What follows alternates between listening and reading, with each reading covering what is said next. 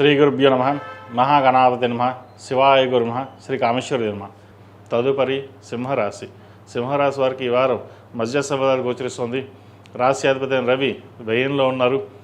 అదేవిధంగా పంచమ అష్టమాధిపతి అయిన గురువు వ్యయ స్థానంలో ఉన్నారు. ద్వితీయాధిపతి లాభాధిపతి అయిన బుధుడు వ్యయంలో ఉన్నారు.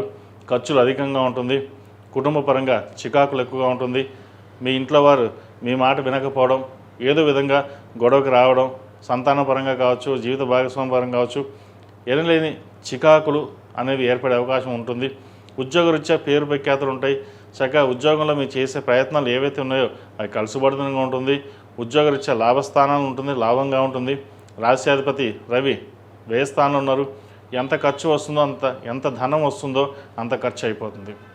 షూరిటీ సంతకాలకు దూరంగా ఉండడం, అవసరానికి మించి ఖర్చు పెట్టకుండా ఉండడం చెప్పదగినది. చక్కగా దైవ దర్శనాలు చేసుకోండి. అమ్మవారి అనుగ్రహంతో కొంతవరకు మేలు జరిగే అవకాశం గోచరిస్తుంది. వ్యయంలో గురువు ఉన్నారు. శుభకార్యాలు చేయిస్తారు. ఖర్చు ఎక్కువగా ఉంటుంది. అయితే కొన్ని శుభకార్యాలు చేసే అవకాశం కూడా లేకపోలేదు. మంచి అవకాశాలు కలిసి వస్తాయి, ఉపయోగించుకోండి. అదేవిధంగా చార్టెడ్ అకౌంట్స్, రియల్ ఎస్టేట్ రంగంలో ఉన్న వారికి కాలం అనుకూలంగా ఉంది. సాఫ్ట్వేర్ రంగంలో ఉన్న వారికి కొంత చికాకు పరిచే విధంగా గ్రహతులు గోచరిస్తోంది. ఉద్యోగంలో స్థానచలనం అనేది ఏర్పడే అవకాశం గోచరిస్తోంది. ఉద్యోగంలో స్థానచలనం అనేది ఏర్పడే అవకాశం గోచరిస్తోంది. అవసరమైతే తప్ప ఉద్యోగంలో మారకుండా ఉండడం చెప్పదగిన సూచన. కోపతాపాలకు దూరంగా ఉండడం. ఎవరు ఏదైనా సరే ప్రస్తుతం మనకు బాగోలేదు, మనం స్థిమితంగా ఉండి మాట్లాడమే మేలు అనుకున్నట్టుగానే వెళ్ళండి. లేకపోతే మనకున్న కోపానికి, కోపం కాదు ఆవేశం, బాధ, అది మనం ఎదుటి వాళ్ళ మీద చెప్పడం వల్ల మీరు కోపించుకున్నారు, లేదంటే గట్టిగా మాట్లాడారు అని అనుకుంటారు. కానీ మనం నిదానంగా మాట్లాడినా గట్టిగా మాట్లాడినట్టే ఉంటుంది. కాబట్టి ఇటువంటి వ్యవహారాల్లో కొన్ని ఆచితూచి అడుగులు వేయండి. జన్మరాశిలో కేతు అంత బలంగా లేరు. మీకున్న తెలివితేటలకి ఎక్కడో ఉండాలని అనుకుంటారు.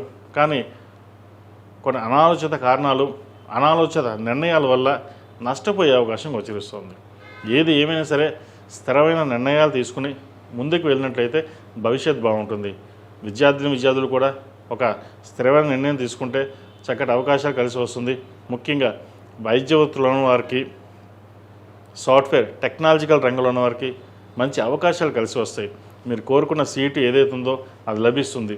అయితే వచ్చిన అవకాశాన్ని సద్వినియోగపరుచుకోవాలి. ఇప్పుడు నాకు ఈ సీట్ వచ్చింది, నేను తర్వాత చూసుకుందాం, నేను మళ్ళీ వేరే ఎగ్జామ్ రాస్తాను, నేను మళ్ళీ తర్వాత చూసుకుంటాను, నాకు మళ్ళీ మంచి మార్కులు కావాలి, నేను తర్వాత లాంగ్ టర్మ్కి వెళ్తాను, ఇటువంటి ఆలోచనలు ఉంటాయి. ఇవన్నీ పక్కన పెట్టి పెద్దవాళ్ళ సలహాలు తీసుకుని మంచి యూనివర్సిటీలో ఉన్నంత మంచి యూనివర్సిటీలో సీటు వచ్చిందని వదులుకోకుండా ఉండడం చెప్పదగినది. ఏది ఏమైనా సరే మీ భవిష్యత్తు కోసం చెప్పడం నా ధర్మం. తర్వాత నిర్ణయాలు మీవే. ఈ రాశిలో జన్మించిన స్త్రీలకు వృత్తి ఉద్యోగాల పరంగా చాలా వరకు అనుకూలంగా ఉంటుంది. అధికంగా స్ట్రెస్ ఉండే అవకాశం గోచరిస్తుంది. వృత్తి ఉద్యోగంలోనూ చిన్న ఇబ్బందులు ఉన్నప్పటికీ వాటిని అధిగమించి ముందుకు వెళ్ళాలి, మనకంటూ ఒక స్థానం సంపాదించుకోవాలని ఆలోచిస్తారు. ఇవన్నీ బాగుంటాయి. అయితే వీరికి అష్టంశ నడుస్తుంది. ఆరోగ్యం పట్ల చిన్న డిస్టర్బెన్సెస్ ఉండే అవకాశం గోచరిస్తుంది. ముఖ్యంగా స్పైన్కి సంబంధించి, స్కిన్ సంబంధించి, స్టమక్ సంబంధించి ఉండే ఇష్యూస్ ఉండే అవకాశాలు గోచరిస్తుంది.